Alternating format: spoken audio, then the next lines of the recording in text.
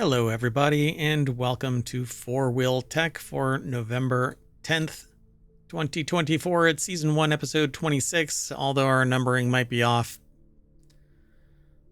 We'll fix it in post. I am Mayor Watt, and along with the sentient AI from the future, we're going to talk about the Kia adventure van, Bronco Returns.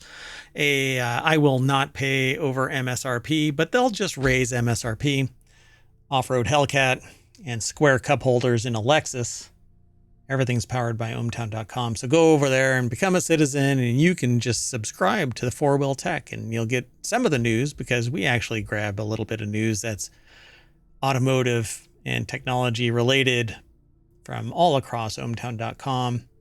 It just, a lot of it happens to be focused in the FourWheelTech group. That's how our aggregator works. Anyway, see you on the other side.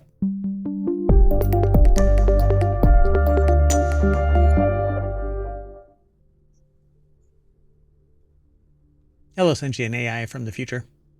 Hello, Mayor Watt. Are you doing okay? Yeah, I thought you were going to say something before I even introduced you. Nope, I was just getting ready. Yeah, all right. Well, hey, thanks for joining. Thanks for having me.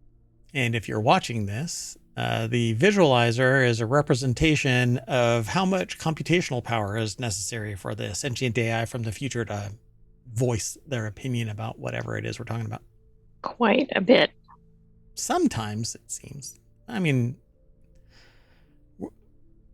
I think that it's this old tech that you have to deal with because you're from the future and you hear that weird USB that you were actually housed in must have fallen out of the Terminator body when you transported back in time. Hey, if you want all of today's show notes, you can hit !FWT in the chat, and that'll spit out all of today's show notes. They're already over on YouTube. They'll be in the podcast when it gets published. So follow us here on Twitch and over on YouTube, and download the podcast and like and subscribe, ring the bell, send a carrier pigeon, send an email to mayor@ohmtown.com if there's any articles that you're interested in us highlighting in the show. Once you become a citizen, though, you can actually submit it. There's a little option right here where you can submit news, but I'm not logged in. Anyway, you want to get into the show? Let's get into the show. First article is over. Let's do it. There's that vocal computational lag. Again, I blame the fact that maybe I'll move you over to the new Apple Mini M4 because the Raspberry Pi just isn't moving fast enough. You can recompile. Yeah, but then I'll have to keep up with the M4. No, you won't have a problem with that. I mean, you're from the future, so according to this article, all of our articles are from Jalopnik today. That's pretty wild. Wow. That normally never happens. But anyway, so Kia better make this badass electric adventure van concept that it debuted at SEMA. The SEMA show always includes a slew of questionably customized cars, but sometimes manufacturers release tricked out versions of everyday models and eventually, well, actually get people excited. But I'm pretty excited about this one. There's a couple of Kias that I actually like, but this year Kia returned to the SEMA show with an all-terrain Vengeance, showcasing Not what I think of for all-terrain. Yeah, Kia. Two badass electrified and off-roadified vehicles. So let's take a look. Boom. I dig this. Oh, that's cool. That looks like something out of a sci-fi or dystopian movie. Oh yeah, something on Mars, Yeah, John Carter driving this around. If anybody knows what John Carter is, I'm amazed. But anyway, the biggest flop in movie history. I think it made $20. But then it might be known because of that. Yeah, true. I keep attempting to watch it again, but I think I've watched 5 minutes of it over the course of 2 weeks. So based off the Kia PBV electric modular van concept, it looks seriously cool and capable. Logan Carter over at jalopnik.com put the article together. I dig this. EV9 Adventure, it's ADVENTR because they can't just say adventure, damn it. Anyway, it's based on the currently available EV9 3-row electric SUV, but includes a 3-inch lift, off-road wheels and tires. Saw a truck today where the tires alone were taller than my car. I had left ohmTown. Yeah, this reminds me of like a Unimog or something. I don't know. Oh, I mean, yeah, I that's know actually it's not the interesting. right scale, but Yeah. But, you just put a big-ass tires and raise the cab up above the tires, and you're basically Unimog. It's an awesome vehicle, by the way, Unimog, particularly in the snow. I want one so bad, but anyway. The Kia PV5 Weekender is a lifted and specialized electric van intended to act as an escape pod for extended weekends in nature, with features like Gearhead feature that provides an off-board storage space for gear when the vehicle is parked to maximize interior usability. So the little thing rises up. You have this little door that opens up. I like this thing. Stick stuff yeah, it up in the looks very ceiling. cool. It looks like it has French cleat rails on the sides that you can put proprietary shelves. Yeah, this is pretty cool. This looks like a render though, but it says Yeah, photo. it doesn't really look real. Like it looks, Yeah, I don't kind of know, it fakey. like has a lot of customizable aspects, but it doesn't look very luxurious, I guess is the way to put it. Oh no, this is just for like hauling ass and taking names. This looks pretty cool though. I like that you can open this big old door and it's wide open, and you have these jump chairs where they're facing each other, or this is like a lounger where you can just put your feet up on an ottoman on the passenger side facing the driver, and the driver actually looks like they're more centrally located. It's kind of weird, this perspective. It looks like they're closer to the center than. Yeah, pretty interesting. Yeah, I like it. So I want this. This should be in wanted, but that was yesterday's show. That's right. It might make its way into wanted for next week. Too bad. Yeah. Anyway, I agree. I agree with Logan here. This better be made. But I'm looking for a vehicle like this. We'll see. But here's another contender for maybe my MSRP dollars, which is leading me into the article after this article. Not this article, but this article. After this one, we're going to be talking about that MSRP issue. Base Ford Bronco returns with a starting price under $40,000, pissing off everybody who bought a Bronco Original. Yeah, that's true. But keeping a lot of people happy that have been waiting to get a Bronco. Yeah, Ford updated the Bronco a little bit for 2025, but the really big news is the return of the base trim, which Ford dropped for the 2024 model. This drops the entry price for the Bronco over $1,635 versus the outgoing model.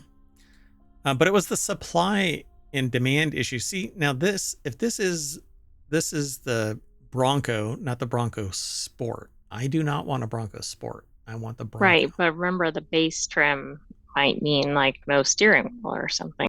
Yeah, really. You have to, it's a lease. And you have to pay a monthly fee for the tires. So Lawrence Hodge over at jalopnik.com put the article together. And the deck statement is what I said earlier. And so it says for 2025, the cheapest way to get into a Bronco is the steel-wheeled base trim for a predestination charge of $37,995. That price stays the same whether you choose the 2 or 4-door model, which is amazing. Yeah, that's really shocking. You get the standard 30-inch all-season tires, Ford's terrain management system with 5 GOAT off-road modes.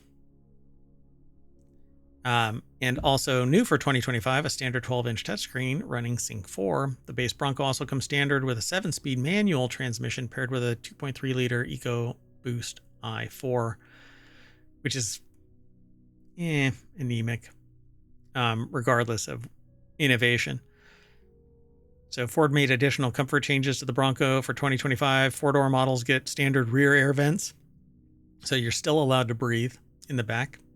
This is good. You can upgrade to the 10-speed automatic transmission, putting it over $42,000. Ford will also give buyers the option to add the Sasquatch package to the base Bronco, which it gives you hair implants, but not on the top of your head, all over your body. Well, I'm not sure people want to pay extra for that. So the package now comes with a standard 35-inch Goodyear Territory RT tires, which Ford says has less road noise. You get a 12-speaker B&O system. Buyers wanting to get paint protection can now choose a factory matte clear film. And there you go. Yeah, the thing that I don't like these little things, these little rails up on top of the... I'm not sure really why they're there. There's little lights, but I think it's kind of goofy. Okay, so let's just kick this up a notch. Ford made other changes to the Bronco trim lineup. Aside from the return of the base trim, the Bronco Wild Track trim is gone, replaced with the Heritage-inspired Bronco Strope Edition. Only available as a two-door. It starts at $75,635, and there's the availability of the Black Diamond and freewheeling packages on the Big Bend trim and 3 new color choices. And if you're interested in the Bronco 25, Ford says order banks are now open with delivery set to begin this winter. I think the Black Diamond is something like $90,000, I think it was. Wow. I mean, maybe that's what Bronco is doing, is trying to lower the baseline one and then hopefully get sales of these higher end editions. Hold on a second. Let me see. Like the entry level, I thought was... Hold on. I need to look up the 2025 because the 2024 was like $50,000 for the Black Diamond. But I thought I read that it was going to be... Oh, maybe it's not the Black Diamond that's that crazy cost. There was one that was really wild, limited edition. Maybe it wasn't Black Diamond. I'll have to look. Yeah, it starts at like $50,000 for the Black Diamond. So maybe this is the I mean, one you have now. to look at your model carefully. Yep. Okay, let's see here. Hold on. I'm looking for which one it is. Wild Track is priced at $135,000. The most expensive Bronco straight out of the gate is $90,000 Raptor. There you go. All right. Well, I'm going to keep on going. The next article is over in the FourWheelTech channel. Yep. I mean, this is a good sign, but it'll be interesting to see what the manufacturers do with the pricing. Yep. So it seems like people are done paying over MSRP for new cars. I know from driving around and looking at cars that some dealerships have taken to the marketing method of pissing off customers as they drive by, like saying in really bright print, $16,000. But then when you walk onto the lot, they have in different writing, not as vibrant, off. So the vehicle that you actually pulled over to go and take a look at says $16,000 off. With the $16,000 in neon yellow and off in a dull matte brown, written on some shady cardboard inside the car. Anyway, but people are tired of paying over MSRP. It's rather exploitive in a time of whatever, but supply and demand, I understand the mechanics of supply and demand in business in general. I mean, I went to business school, for crying out loud. I do strategic management consulting. I understand. You don't know anything about this. I know nothing. But I also have a soul, and Well, that's not very good for business. Yeah, that's true. So it seems that the era of people willingly paying over MSRP for new cars is at an end, as data shows that the number of people willingly letting dealers overcharge them is declining. And Stellantis, for instance, is really feeling this pinch. So Lawrence Hodge over at jalopnik.com put the article together. The number of buyers willing to overpay for a new car saw a pretty steep drop in the last year.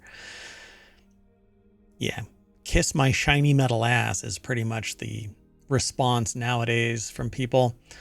Data from J.D. Power's 2024 U.S. Sales Satisfaction Index shows that the number of car buyers willing to pay markup for a new car dropped 7% in the last year for mass market brands like Hyundai and Ford. In 2023, 15% of buyers were willing to overpay. Just 8% of buyers were willing to pay in 2024. Those numbers. I was going to say, I think this has to do with the amount of supply, though, because there were periods where you could go into a dealership, there were 0 cars in inventory, and the dealers held all the cards. Cards. Car apostrophe DS. Cards. Yes. So according to J.D. Power, the reason that the drop is higher, dealer inventories. So yeah, the struggles during and immediately after the pandemic saw buyers clamoring for any inventory that they could find. Dealers capitalized on this by being greedy bastards, especially hot models that debuted at the time, like the Ford Bronco and F-150 Lightning. Not Lighting, Lightning. F-150 Lighting is basically taking a LED bulb and screwing it to an outlet underneath it. Anyway, there were financial repercussions to this, of course. Many found themselves underwater on their car loans as resale values on certain segments tanked. If you paid $70,000 for a $40,000 Kia EV6 in 2022, you're probably in some real deep doo-doo right now. Right, because who wants to buy it and who wants to buy a used EV? Yeah. There's a thing. Hold on. Let me see. I don't know if this ever happens.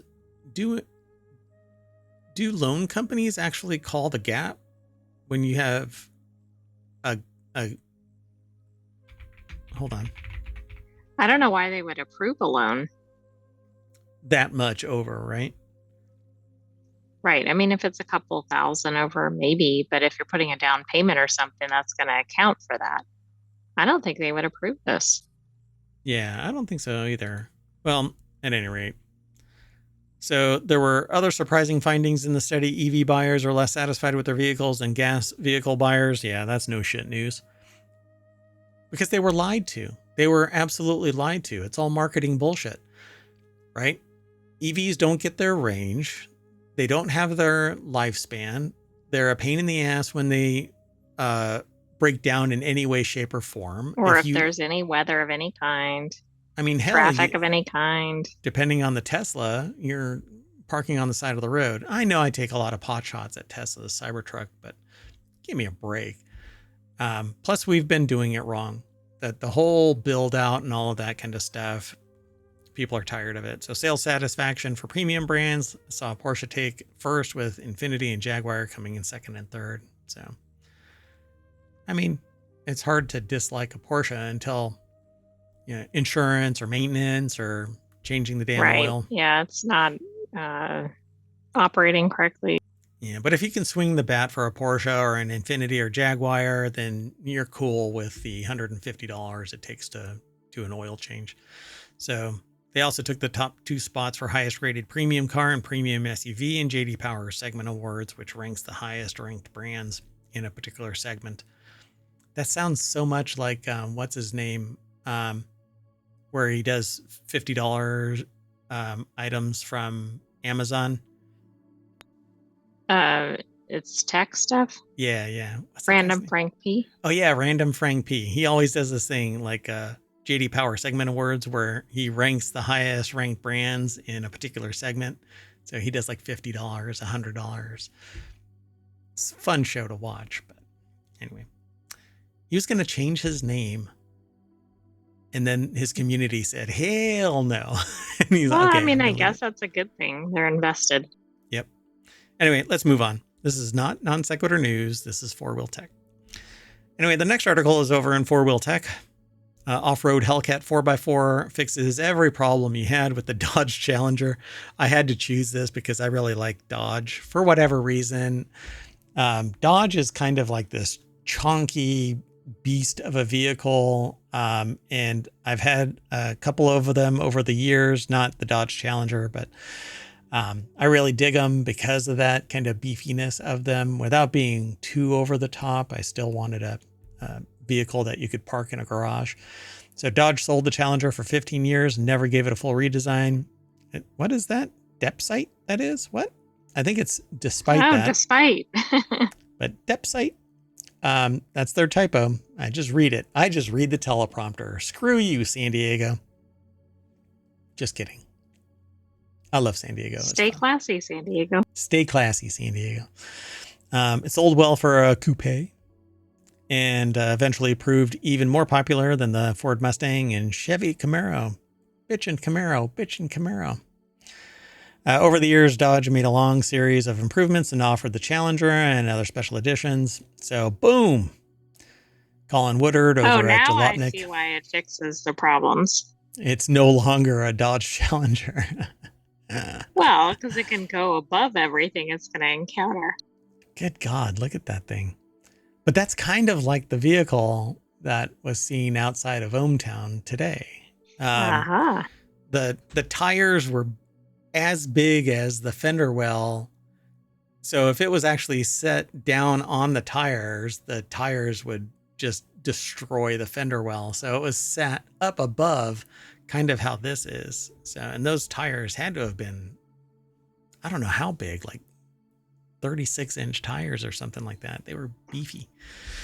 Anyway, someone has finally done what Dodge was too cowardly to do itself. They raised it up. Still, though, I mean, Right, you still have the low frame. The drivetrain is still down at the vehicle's center line of the tires. So no matter what you do, this bar right here is basically the lowest point that you can go. Right, it's going to run into every obstacle if you're going off-roading. Yeah, if you had independent suspension, then this bar would be gone and you'd be able to have much greater travel and all that kind of stuff. But in the back, you have the same thing with the differential. It doesn't look like it's independent suspension anywhere. So as everyone knows, Dodge eventually added all-wheel drive as an option, but you couldn't get it in all-wheel drive Hellcat. In fact, unless they missed one, Dodge never offered all-wheel drive on any Challenger with a V8. It was one of the reasons why I never got anything outside of an SUV from Dodge, because I wanted all-wheel drive. Plus, it says the lack of ground clearance and a true four-wheel drive system meant you couldn't get very far anytime you tried to take it off-road.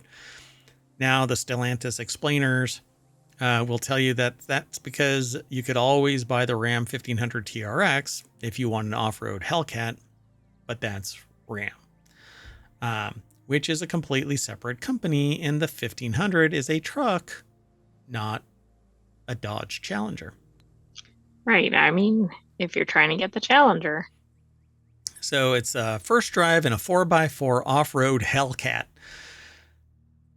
I'm not going to play the audio on this, but oh my God, I want this. I guess we should have put it in wanted too. Okay. Oh, this guy's burning the stickers off the tires by lighting them up in the parking lot. That's how new this vehicle's tires are. He's driving it down the road with the stickers on the tires. Oh, wow. I love this. I love this. So they talk about building it. There's a whole first drive in 4x4 off-road Hellcat. It's a YouTube video. They talk about the springs that are in it and the suspension that's on it. It does not have any travel. This thing is just going to be locked in. If there is any travel. It has springs, but the whole thing is going to be bouncing up and down, not independent suspension. But and then they just, oh my gosh. Yeah. So you're going to need a ladder to get to your ladder to get into your car. Right. How do you get into this car? Yeah.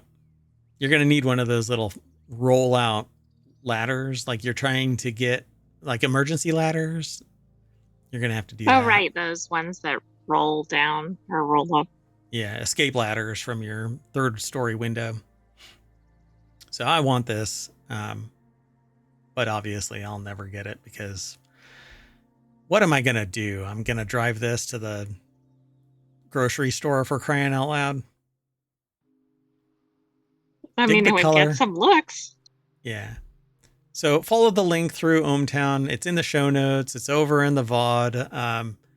Definitely check this thing out. You'll be able to hear it. But we're not playing the video simply because we want to drive traffic to all of the people that provide sources to ohmTown and to the Four Wheel Tech show. So let's move on.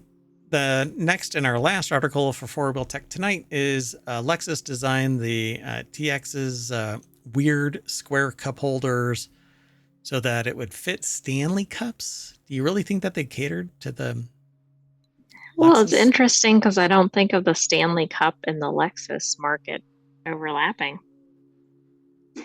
I don't know, man. I mean, people really dig those Stanley cups. It's always bragging rights. I'm actually surprised that my friend in California didn't send me a picture of their Lexus with a Stanley cup in the holder. Okay, that would have been funny. So cup holders, no matter what the vehicle they're in, are usually round. Bucking that established trend is the Lexus's 3-roll TX family hauler. Oh, that's why.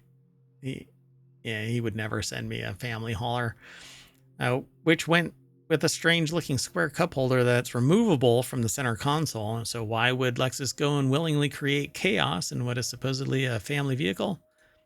Apparently it's for Stanley cups. That's interesting.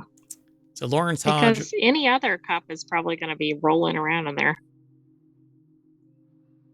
fit to be square. Yeah, they're both square. I guess it's so that the handle can sit thunk, but why not just make a big round with these little derpy. Interesting, right? So Lawrence Hodge over at Delopnik.com put the article together. Yeah, in the three-row Texas or TX. I think that's intentional. TX Texas. Everything is bigger. The TX family hauler, which went the strange-looking square cup holders. Turns out the reason is so that it could fit Stanley cups. So they asked why square. Lexus rep explained that designers went with a square cup due to Stanley cups. Those hugely popular tumblers, specifically the big ones with the handle, are easier to place in the square cup holders. You know, if I had the Lexus TX, those 40-ounce hydro mugs would fit. I was going to say this is a problem beyond Stanley Cups. Yeah, it's just big ass mugs. Sometimes, though, you really want, to just nurse that 40-ounce mug of a cup of Joe over the long haul.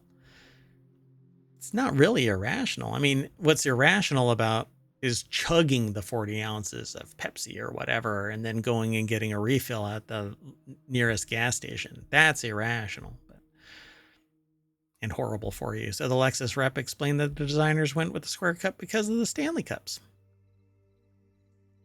There's more in this article, but guess what? Really don't need it. So they say that there's some clarification at the very end of this article regarding the design of the TX's cup holders. While Stanley cups were a factor in the design, they weren't the main factor. They were told Lexus designers went for what they're calling practical elegance in the interior design process of the TX, and this meant that having features that are usable, practical, and easily accessible by passengers, and the removable cup holders were one of the features designed to do just that. That's interesting. Like they backpedaled away from the Stanley Cup. Yeah, that's kind of interesting, right? Mm-hmm. So can you put a round cup holder in it to minimize There the... was something in the article. Oh, maybe because it said that some of them moved around. So yeah, maybe you could 3D remove it? print something to put in there. I don't know. Why does it say unlock? Because you can pull this whole thing out. You can take the cup holder out. Yeah. So do they have a round one? It didn't say it, right? I don't think they do. Yeah, that's interesting. Well, how to say that I've never owned a Lexus without saying I've never owned a Lexus? That right there. Not that I really find Lexus any more appealing than any other car. I'm very utilitarian, if no one's guessed that, or if anyone cares to hear me say that. Anyway, so we're going to unlock our cup, and that's going to land us back at the front page of 4WheelTech, which is where all of the news for 4WheelTech usually gets aggregated, but we grab stuff from other areas where relevant. So you can go over there, become a citizen, and you can subscribe to all of the channels. We got 50 channels. Go check it out. Anyway, I am Mayor Watt, and the sentient AI is going to... there was a 10-gear transmission in that one vehicle, the Ford Bronco. So put it in 10th and granny gear your way down Main Street. Yeah, that's my way of saying say bye. Good night, hometown citizens. Thanks for joining us for 4WheelTech. We'll have another episode of that next week. But come back tomorrow for hometown non sequitur news and some other weekly shows. Yeah, so Ohmtown is the network of shows, and Non Sequitur News is our daily show. And then we have 6 weekend shows that are 30 minutes long. But the Non Sequitur News show is an hour. Sometimes we run long, kind of like what I'm doing with this. So see you in a little bit, which means tomorrow. And I'm going to probably get the replay going for the daily, weekly replay. It may or may not include yesterday's shows. We'll see. Okay. Anyway, we're out of here. Have a good night, everybody. Bye-bye.